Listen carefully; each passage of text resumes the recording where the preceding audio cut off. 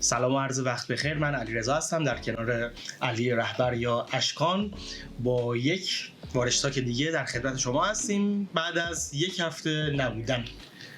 من از سلام عرض میکنم خدمت همه مخاطبین وارشتاک و هواداران داماش و هفته گذشت که یه مشکلاتی پیش اومد نتونستیم برنامه رو اجرا کنیم. جفتمون درگیری‌هایی داشتیم.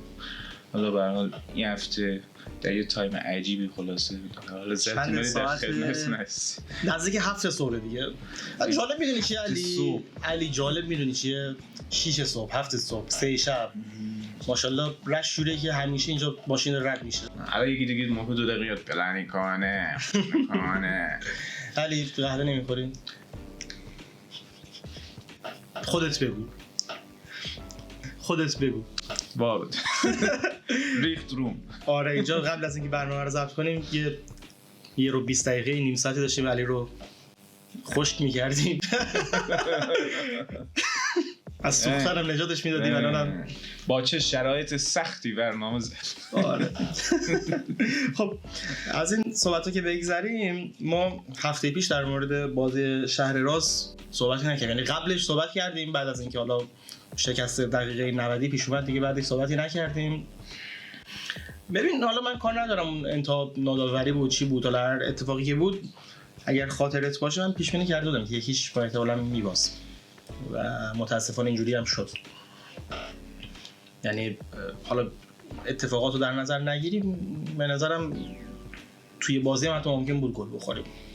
ببین هم دقت کردی این فکر کنم سومین بازی بود که ما توی دقایق آخر پنالتی بی ضرر گرفته شد باختیم. آره مثلا آستارا بود، شهر بابک بود، الان نمیدونی شد و این داره یه جور حالت اپیدمی تبدیل میشه و حتی من آره دیده بودم یه سری از هواداران گفتن شما مثلا عمدن دارین این کارو انجام میدید. ببین حالا میدونم اینطور نیست ولی این ذهنیت ایجاد میشه دیگه. اینجا خب همچین تهمتی نمیزنم به کسی، ولی خب بوده باشگاه‌های دیگه‌ای بودن، حالا مثلا ممکن بود دریافتی و این چیزا نشته باشن، می‌خواستن رو به یه سری چیزا بیارن که یکم اوضاعشون بهتر بشه، مثلا به اینجور نتیجه گرفتن به این شکل. من اصلا همچین چیزی رو در مورد بازیکن‌های داماش اصلا در موردش فکرم نمی‌کنم، ولی این تصور پیش میاد طبیعیه. ولی خب نمیدونم اگه بخوام به لحاظ فنی بگم شاید با اون لحظه کم میارن یا اون استرس اینو دارن نتیجه رو حفظ کنن یا خراب میکنن. مثلا دیدی مثلا بازیکن ما همون دقایق آخر تو بوجایی که مستقیم دور کنه یا از این ور دور کرد زد اون ور کرنر. آره چیزای عجیب غریب. آره نمیدونم واقعا. حالا بازی دیگه خیلی ازش گذشتیم دیگه واقعا ارزش زیاد صحبت کردن نداره. یکی از اون باختایی بود که نه اتفاق میفته، مساوی بود میگرفت شهر راست چی آدم به بازی داشت. حالا برسیم به بازی نفت مسجد سلیمانی که حالا به قول سرمربی خودش هم اومده بود اتفاقا 3 امتیاز رو بگیره. یعنی اگر میبرد خیلی خودش رو میتونست به صدر نزدیک کنه. آره مثلا برای اونا مساوی نتیجه خوبی نبود، ولی باید خوشحال باشن که مساوی گرفتن، چون داماش اگه یه خورده از موقعیتاش بهتر استفاده میکرد توپا رو اوتو بالای دروازه و این ور اون ور نمیزد طبیعتا خب نتیجه دیگه رقم میخورد. حالا باز ممکن یه سری حالا 2 تا پنالتی هم بر ما گرفته نشد، ولی ببین ما نمیتونیم تا ابد بیام میگیم تو این بازی فلان پنالتی گرفته نشد، تو این بازی قبلا هم همین صحبت کرده بودیم. آره موقعیت‌های بازی رو گل کنیم دیگه. اصلا بازی اسلام شهر ما پنالتی نگرفتن، آقا این موقعیت داشتیم گل کردیم برد. مثلا یه بهانه رو بذاریم کنار به نظر من. حالا من نمیدونم چه مقاصدی داشته باشن داورا و کمیته داورا و اینا، اصلا ما باید اینا رو خودمون در جریان بازی خنثی بکنیم دیگه. ما موقعیت داشتیم گل نکردیم. حالا هم در جریان بازی بخوایم این قضیه رو خنثی کنیم، همین که حالا بچهای حقوقی باشگاه، حالا مدیریت باشگاه اینا هم یک تلاشی بکنن که اصلا خارج از زمین این قضايا رو بخوام پیگیری و رفع کنن. حالا برای فشاری هست بخوام بیارن. حالا اصلا ببین برای خیلی تیم‌های دیگه هم داره اتفاق، مخصوصا تیم‌هایی که مقابل خیبر قرار میگیرن مثلا این داستانا براشون پیش میاد. الان در آستانه بازی با خلیج فارس ماشه یا گفتن 2 تا بازیشون بازیکنشون داوری امسال خیلی عجیب و غریب بود. حتی تو لیگ برتر هم مثل اینکه اصلا شنیدم مثلا تو بازی آلومینیوم هم همچین چیزی اتفاق افتاده. به شرایطی رسیده عملا انگار هیچکی زورش نمیره، هر جوری دلشون میخواد رفتار میکنن. کسی بیاد فلان حرف بزنه سری محروم میکنن. آره طرف اومد زل زد تو برنامه زنده که آره من بچه‌م نمیدونم 2 سال فلانه. مگه که آره سر سن چه ایرادی داره؟ سر سن ایراد نره. نه برای داوری نکرد، برای فوتبال کرد مثلا خیلی طبیعی. کار خیلی خوبی کرد. آره خیلی به شما تبریک میگیم واقعا. همونی که تو برنامه بودی. دیگه همینی که هست. ببین واقعا الان دیگه زور خیلی تیم‌ها نمی‌رسه. اون فجر سپاسیش خب مگه کم تیمی، اونم مقابل خیبر اونجوری باش رفتار کرد. یه تیم دیگه اونجوری. حالا یکی از این پیجای فجر سپاسی کامنتای خوبی میذاره، حالا نمیدونم برنامه رو ببینن یا نه، اشاره کرده بود که اصلا هر تیمی مقابل خیبر قرار میگیره، چه امسال چه سالهای پیش، اصلا همیشه متحمل ضرر شده و انگار اصلا چیدمان‌ها همیشه جوریان که میخوان به سود خیبر عمل کنن.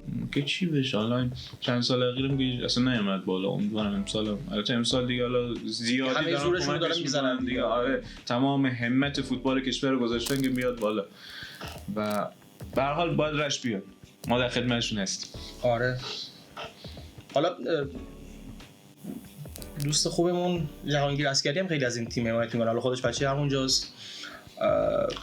حالا هر کسی میتونه به هر تیمی علاقه داشته باشه ولی آدم نباید چشمش رو بر روی واقعیت‌ها ببنده. مثلا به عنوان مثال در سمت دیگه امین متوسل زاده رو ما داریم، خودش بچه شیرازه، وقتی داماش میره اونجا بازی میکنه سر میزنه به کنار، مثلا سر جریان پنالتی شهرراز خب اومد اعتراض کرد، واقعیتش رو میگه دیگه، این درست نبوده مثلا قضیه، با اینکه خودش بچه اونجاست، با اینکه اونجا داره تیمداری میکنه، با اینکه ممکنه براش تبعات داشته باشه ولی حقیقت رو میگه. چشمون رو واقعیت ببر. آره حالا بگذاریم از قضیه. آره به حال بازی بود که مسجد سلیمان اونطور باید از موقعیت‌ها استفاده نکنیم. البته مسجد سلیمان نیمه دوم بهتر بازی کرد. در کل تیم خوبی بودن ولی در کل تیم خوبی بودن ولی ما میتونستیم نیمه اول کار 3-4 تا موقعیت داشتیم، خیلی نیمه اول با کار زدیم، نیمه دومش حمله نشه. اصلا دیدی توی برنامه گذاشته از موقعیت نیمه دوم زیاد نشه. ورزشگاه بودی با بچه‌ها، من دفتر بودم داشتم بازی پخش می‌کردم، خیلی اینجا هرس خوردم. آقا مثلا تو بازی کن، تو شوت نمیتونی بزنی تو چارچوب، دیگه چیکار میشه کرد اصلا دیگه؟ همه چی ما نمیتونیم رد. معذرت میخوام اون داورم شاید پنالتی میگرفت، شاید اصلا ما پنالتی گل نمی‌کردیم با این چیزایی که سابقه شد. آره ببین دیگه ما نمیتونیم همه چی رو بگیم، هر نتیجه چیزی رو رد بدیم به عدم مثلا تمرکز به خاطر مسائل مالیاتی. یه سری چیزا از توپ هست که باید گل کنیم. حالا نمیگم همه موقعیتایی که داشتیم کاملا 100% بود ولی قابل گل کردن بود، یکی دو تا یکیش دیگه حداقل بود دیگه دروازه‌بان جا موند، بنده خدا زد اوت پیش میاد. به تیرک هم یه دونه زدیم، تیرک هم زدیم. آره اون یکی خورد به تیرک، برگشتیش هم ریباندش هم رفت اوت. آره اصلا خب بازی بود که انگار نمی‌خواست. علی موافقی بریم یه تیزر ببینیم، میان برنامه ببینیم، برگردیم با بحث مالکیتی.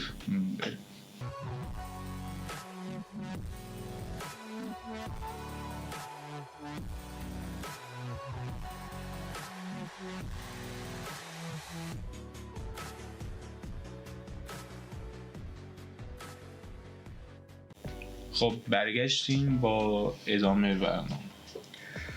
آره در خصوص بحث مالکیتی که حالا ذهن خیلی از هوادارا، حالا بازیکن‌ها، کادر فنی، دوستداران داماش رو درگیر کرده، توی هفته‌ای که گذشت اتفاقات زیادی افتاد.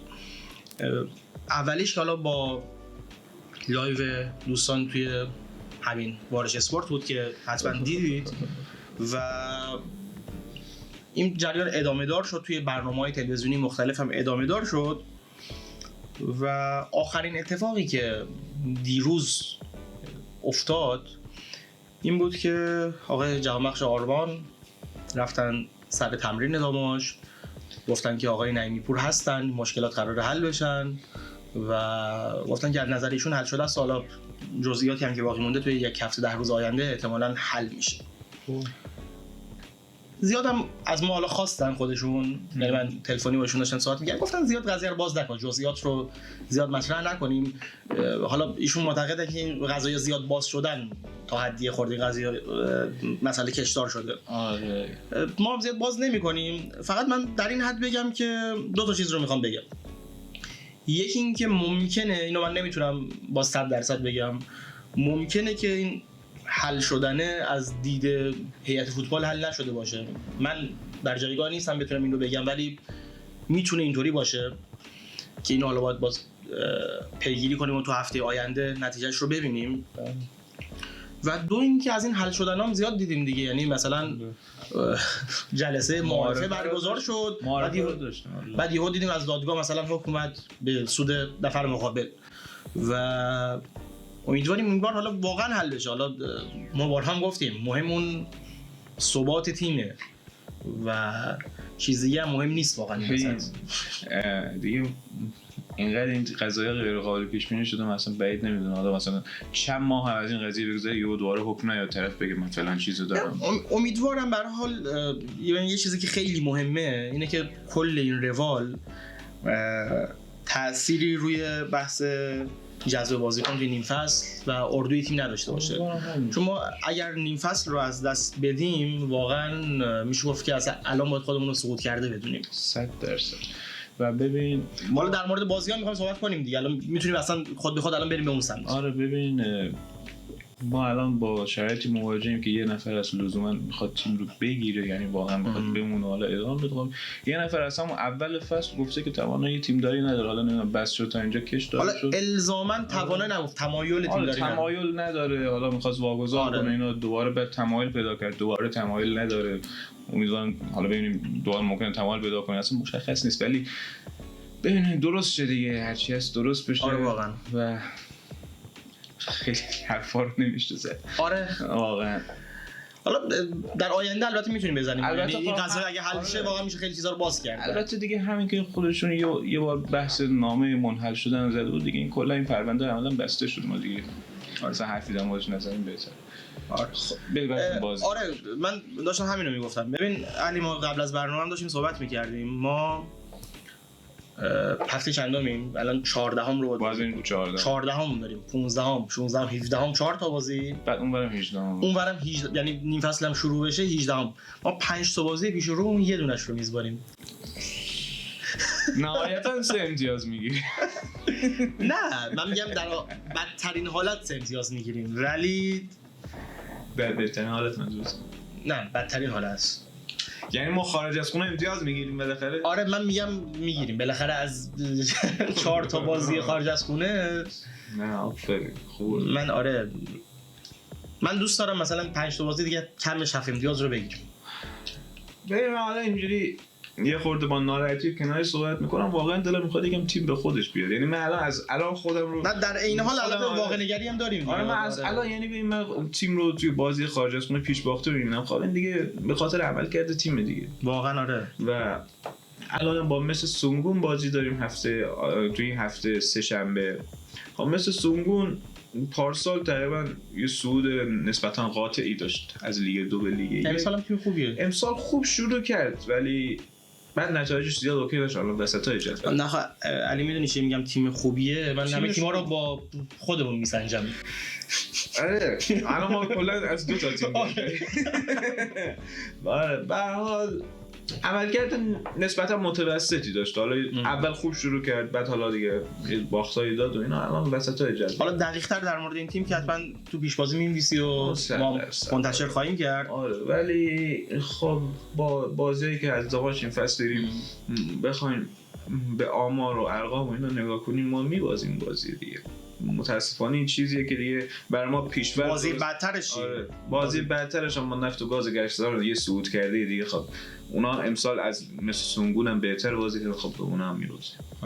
حالا 4 تا بازی بعدی نام ببریم دیگه. بدترش با خوش طلایی نفت و گاز گشتار با خوش طلایی میبریم ساوردویل که تو رشته حالا هر جایی که هست. آره بعدم که با آقای سایپا بازی داریم توی یا سایپا رو از الان اگه برنامه‌ریزی کنیم به نظرم و هوادارا بتونیم منسجم بریم اونجا، چون اونا که هوادار ندارن. آره با هوادار میریم و میبازیم.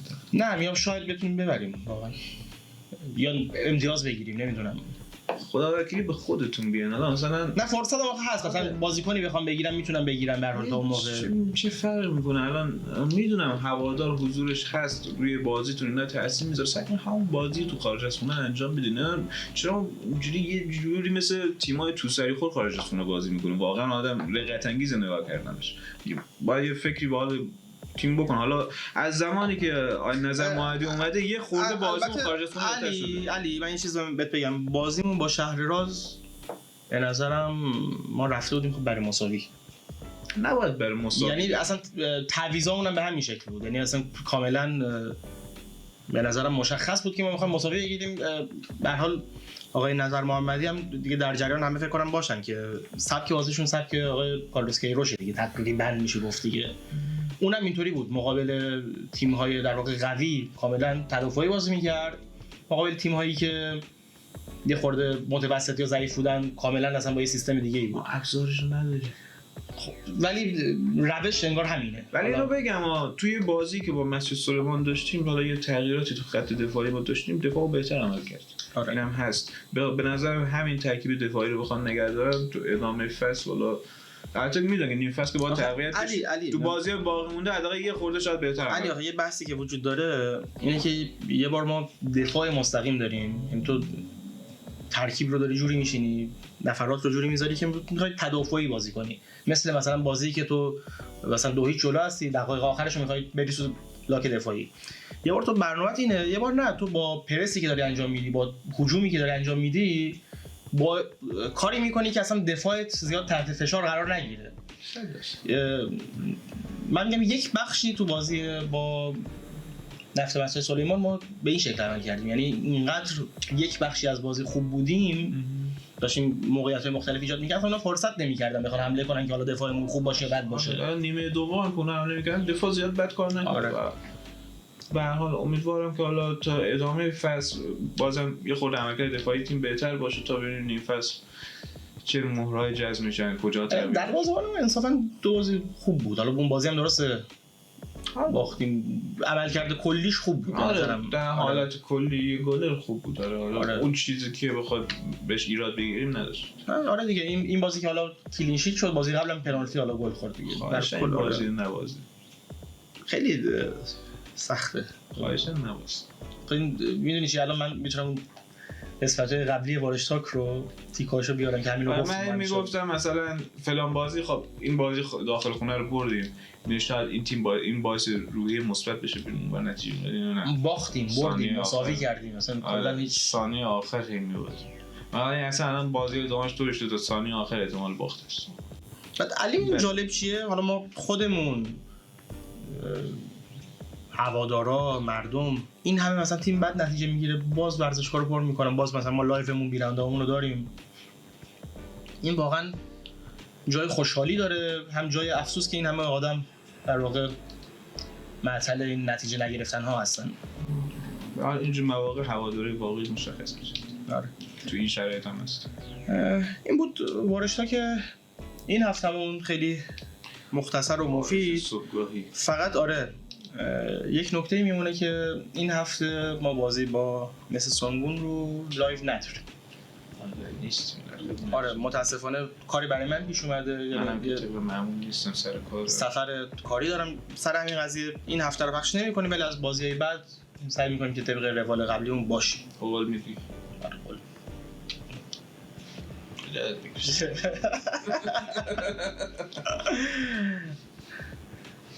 خب علی ممنون که در این برنامه با ما همراه بودین بعد یک هفته تأخیر و امیدوارم که اوضاع داماش رو به راه بشه دیگه.